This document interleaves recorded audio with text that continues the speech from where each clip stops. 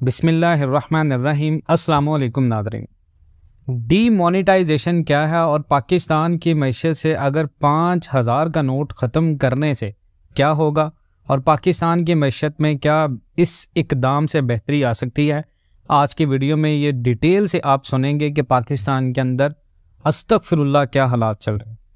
पाकिस्तान का मौजूदा मुआशी बहरान संभलने का नाम नहीं ले रहा और आए रोज़ बढ़ती महंगाई और हर चंद हफ्तों बाद सामने आए मुआशी जो इशारे हैं उनकी तंजली के बाद अक्सर अफराद ये सवाल पूछते नज़र आते हैं कि इस मसले का मुस्तकिल हल क्या है। और ये सवाल पिछले 1 साल से पाकिस्तान में मुआशी माहिरीन से कई मरतबा पूछा जा चुका है, लेकिन इसके हल और इसके सॉल्यूशंस बहुत ही रिवायती सामने आते हैं, जिन्हें चंद हलकों की जानिब से थोड़े अरसे के लिए हल करार दिया जाता है। लेकिन इसके बारे में हम आपको बताएंगे कि इसका हल क्या है और जो फिलहाल सोशल मीडिया पर बहुत सारे लोग बात नहीं कर रहे। देखें जी, डीमोनेटाइजेशन को पाकिस्तानी मईशत को बाज़ाब्ता बनाने, इसे मजबूत बनाने और इसे लॉ एंड ऑर्डर के साथ इन्फोर्स करने, इसे कानूनी और रस्मी शक्ल देने और एक्सपोर्ट्स बेहतर करने का एक तरीका है।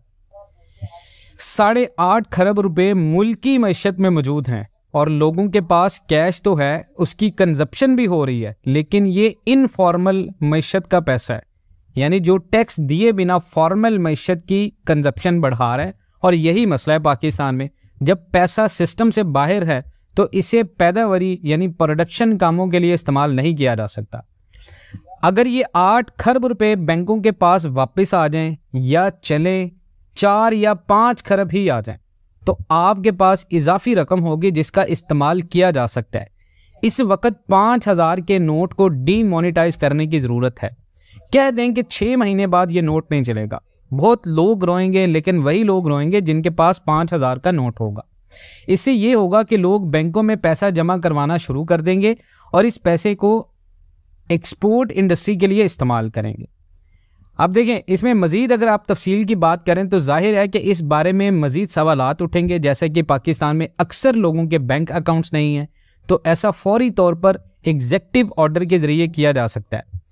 आपके पास बेनज़ीर इनकम सपोर्ट प्रोग्राम या एहसास की सूरत में एक बेहतरीन इंफ्रास्ट्रक्चर मौजूद है, जिसके ज़रिए आप फिर ये पैसा टारगेटेड अंदाज में लोगों तक पहुंचा सकते हैं।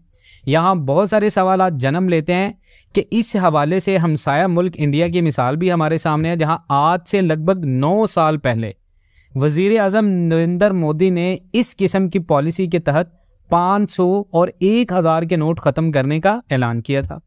अब देखिए, आप अगर इस चीज़ का जायज़ा लें कि डीमोनेटाइजेशन है क्या, इसका मकसद क्या होता है और आया कि ये पाकिस्तानी मईशत के लिए मुफीद या बेहतर साबित हो सकती है या नहीं। अब डीमोनेटाइजेशन क्या है और इसका क्या मकसद होता है।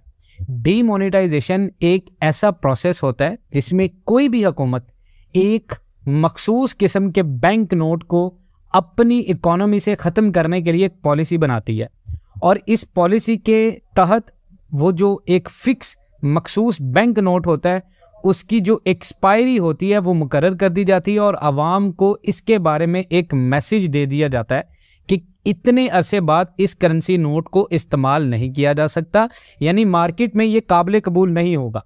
हुकूमत ऐसी पॉलिसी बनाती है जिसके तहत इस टाइम पीरियड में आवाम उस नोट को बैंकों में जमा करवा सकें और इसके बाद ये रकम निकलवाने की इजाज़त तो होती है, लेकिन इस हवाले से हुकूमत कुछ शर्तें आयद करती है और ख्याल किया जाता है कि बड़े नोट आम तौर पर करप्शन, टैक्स चोरी, स्मगलिंग जैसे गैर कानूनी कामों में इस्तेमाल किए जाते हैं और बदकिस्मती से पाकिस्तान के तमाम हुकूमती इदारे इन तमाम तर चीज़ों में मुलव्विस हैं। और डीमोनेटाइजेशन का बुनियादी मकसद यही होता है कि करप्शन और टैक्स चोरी को ख़त्म किया जाए। इसके अलावा डीमोनेटाइजेशन के लिए इकोनॉमी में करेंसी नोटों को कम करने की कोशिश की जाती है ताकि लोग ज़्यादा से ज़्यादा डिजिटल नेटवर्क से अपनी अदायगियाँ करें। यूँ इकोनॉमी को डॉक्यूमेंट करने और टैक्स जमा करने में भी मदद मिलती है और जब बैंकों में ज़्यादा से ज़्यादा रकम जमा करवाई जाती है तो हुकूमत के पास पॉलिसीज़ बनाने और उस रकम को मखसूस सेक्टर्स में सब्सिडीज़ देने के लिए इस्तेमाल करने का मौका मिलता है। अब बात करते हैं जी इंडिया में डीमोनेटाइजेशन कितनी फ़ायदेमंद रही।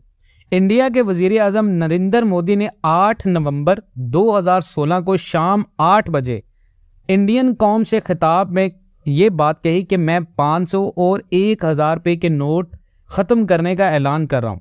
अब इंडिया की हुकूमत के मुताबिक इस पॉलिसी का मकसद जाली नोट्स और गैर एलानिया दौलत का खात्मा करना था, यानी वो दौलत जो लोगों के पास तो है लेकिन लोग उसके बारे में टैक्स नहीं जमा करवा रहे।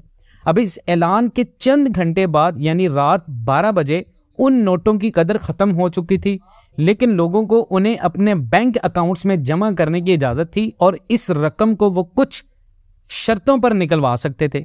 इसका मकसद ये बताया गया था कि जिन लोगों के पास बड़ी तादाद में काला पैसा यानी वो पैसा जिस पर टैक्स अदा नहीं किया जाता वो मौजूद है और वह कानूनी कार्रवाई के खौफ से इसे बैंक में जमा नहीं करवाएंगे और यूं ये रकम उनसे तलफ हो जाएगी।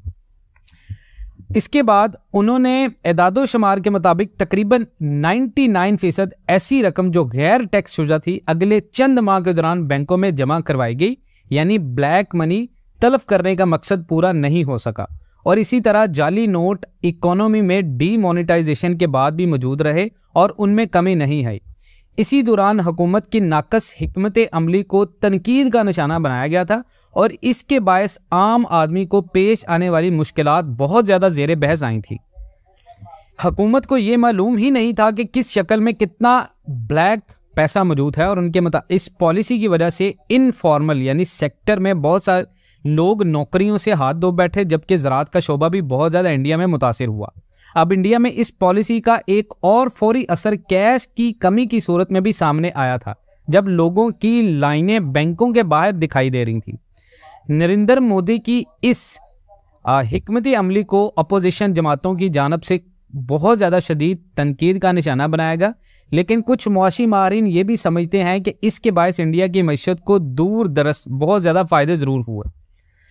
अब आप बात देखें कि इंडिया की सुप्रीम कोर्ट ने पिछले वर्ष के आगाज़ में इस पॉलिसी को कानूनी करार दिया था और इस फैसले के बाद बहुत सारे इंडियंस जो आर्टिकल्स हैं उनकी तरफ से इस पॉलिसी का जायज़ा ले गया और कहा गया कि जहाँ इस पॉलिसी के आगाज़ के मकासद पूरे नहीं हो सके, लेकिन एक long term point of view से इसके बायस इंडिया की इकोनॉमी को फॉर्मलाइज करने में बहुत ज़्यादा मदद मिली और मुल्क में लोग डिजिटल अदायगियों की तरफ बहुत ज़्यादा अट्रैक्ट हुए और इकोनॉमी को डिजिटाइज करने का मौका मिला। और आज आप देखें इंडिया में पेपॉल इस तरह की तमाम तर चीज़ें हैं। अब पाकिस्तान में डीमोनेटाइजेशन का अमल या ये प्रोसेस कितना ज़्यादा फ़ायदेमंद हो सकता है। मुझे याद है सन 2016 में जब इंडिया में डीमोनेटाइजेशन की पॉलिसी अपनाई गई तो पाकिस्तान में भी सेनेट ने एक करारदाद के ज़रिए तजवीज़ दी थी कि 5000 रुपये का नोट ख़त्म कर दिया जाए ताकि गैर कानूनी पैसे का जो फ़्लो है उसको रोका जा सके और पाकिस्तान की इनफॉर्मल इकोनॉमी जो टैक्स अदा नहीं करती इसको लिमिटेड किया जा सके। लेकिन उस वक़्त पाकिस्तान की वजारत ख़जाना ने इस तजवीज़ को रद्द करते हुए कहा था कि इससे कारोबार को नुकसान पहुंचेगा। उस वक़्त हुकूमत का मौक़िफ़ था कि नोट ख़त्म करने के बजाय डिजिटल बैंकिंग को ज़्यादा एक्सपेंड किया जाए और ये एक बेहतर हल है जिसके लिए कोशिश की जा रही है। 5000 रुपये का नोट पाकिस्तानी करेंसी का सबसे बड़ा बैंक नोट है जिसका पहली बार पाकिस्तान में 2006 में आगाज़ हुआ। दूसरी तरफ पाकिस्तान की तमाम हुकूमतों की कोशिशों के बावजूद पाकिस्तान में टैक्स अदायगियों की शरह सिर्फ 10% से भी कम है, जिसकी वजह इनफॉर्मल इकोनॉमी बताई जाती है, यानी वो लोग जो टैक्स नहीं पे करते उनके पास पैसा है। अब देखें तो इसका पाकिस्तानी इकोनॉमी को कोई ख़ास फ़ायदा नहीं होगा, क्योंकि इसकी मिसाल आप इंडिया से ले लें। वहाँ भी डीमोनेटाइज करने के जो बेसिक जो मोटिव्स थे वो पूरे नहीं हो सके और उल्टा इसका कम आमदनी वाले यानी मिडिल क्लास लोगों को ऊपर बहुत ज़्यादा असर पड़ा। पाकिस्तान में डिजिटाइजेशन के हवाले से जिन चीज़ों की फौरी ज़रूरत है जब तक वो पूरी नहीं की जाती तब तक ऐसी किसी भी पॉलिसी को लाने से कोई फ़ायदा नहीं होगा। पाकिस्तान में जिन लोगों पर टैक्स लगाया ही नहीं जाता उनके पास ही सबसे ज़्यादा दौलत है, तो अगर आप डीमोनेटाइज कर भी दें तो उनके पास ऑप्शंस मौजूद हैं, इस पैसे को किसी दूसरे असासे में वो तब्दील कर लेंगे। इस हवाले से ज़रूरत इस बात की है कि उस तबके पर टैक्स लगाया जाए और उस पर सख्ती से अमल दरामद करवाया जाए, जिस तरह आर्मी चीफ अब डॉलर की स्मगलिंग के खिलाफ काम करें, तो टैक्स के हवाले से एफबीआर के अंदर डंडा दिया जाए ताकि ये सारी चीज़ें बेहतर की जा सकें। और इसी तरह रियल एस्टेट सेक्टर में जहां ज़्यादातर अदायगियां कैश पर हो रही हैं, उस पर टैक्स लगाया जाए, उसको रेगुलेट किया जाए और उस शोबे को डॉक्यूमेंट किया जाए। इस हवाले से अगर आप इंतज़ामी पाकिस्तान की एडमिनिस्ट्रेटिव सेक्टर को देखें तो उस पर काम करने की ज़रूरत है। पाकिस्तान में लोगों के बैंक अकाउंट्स नहीं हैं। जब तक आप ये मसाइल हल कर देंगे तो फिर डीमोनेटाइजेशन के बारे में सोचा जा सकता है। देखें, इसका मुख्तसर जवाब तो यही है कि अगर आप इंडिया की मिसाल को देखें तो ऐसा करना दुरुस्त नहीं होगा, लेकिन पाकिस्तान की मईशत के मसाइल इंतज़ामी हैं जिनके हल के लिए इस बारे में इक़दामात उठाने की ज़रूरत है। देखें, डीमोनेटाइजेशन का बुनियादी मकसद करप्शन, रिश्वत या किकबैक्स और या जेली नोट या ब्लैक मनी का खात्मा करना होता है। उन तमाम तर चीज़ों को ख़त्म करने के लिए हुकूमत पहले से ही इक़दामात उठा रही है, जिनको बेहतर अंदाज में लागू करने के बारे में तो बात की जा सकती है, लेकिन नोट ख़त्म करने से आपको इसका फौरी हल नहीं मिल सकता। उसके बाद देखें कि इससे कुछ भी नहीं होगा, बल्कि लोग डॉलर और सोना खरीदने की दौड़ में लग जाएंगे, जो कि लोग अब लगे हुए हैं, जिससे रुपए की कदर में और कमी होगी और पैदावारी जो हमारी कैपेसिटी है, प्रोडक्शन कैपेसिटी है, उसमें इजाफा नहीं होगा। उसके बाद ये देखें कि मुझे लगता है कि इसका पाकिस्तान में इस तरह असर नहीं होगा जैसे इंडिया में हुआ। लोग रकम को सोने या डॉलर में बदल लेंगे या कोई और तरीका ढूंढ लेंगे, लेकिन अपनी असल दौलत ज़ाहिर नहीं करेंगे पाकिस्तानी। ऐसे लोग भी सोशल मीडिया पर आपको नज़र आते हैं जिन्होंने इसकी हिमायत भी की है और जिन्होंने इसकी हिमायत नहीं की। अब वक्त आ चुका है कि कैश में पाकिस्तान के अंदर तमाम तर ट्रांजैक्शंस ख़त्म कर दी जाएं। डीमोनेटाइजेशन से पाकिस्तान में करप्शन का कल्चर ख़त्म होगा। उसके बाद कोई भी पॉलिसी बनाने वाला डीमोनेटाइजेशन की पाकिस्तान के अंदर बात नहीं करेगा, ख़ास तौर पर इस मौके पर जब ग्रोथ बहुत ज़्यादा कम है। और ये अहम है और मुस्तकबिल डिजिटाइजेशन में ही है, लेकिन पाकिस्तान में हमें तमाम ये जो प्रोसेस हैं वो आहिस्ता आहिस्ता लेने की ज़रूरत है। नाज़रीन, आप इसके बारे में क्या राय रखते हैं कमेंट सेक्शन में ज़रूर बताइएगा। इंशाल्लाह मिलते हैं नेक्स्ट वीडियोज़ में, तब तक के लिए अल्लाह हाफ़िज़।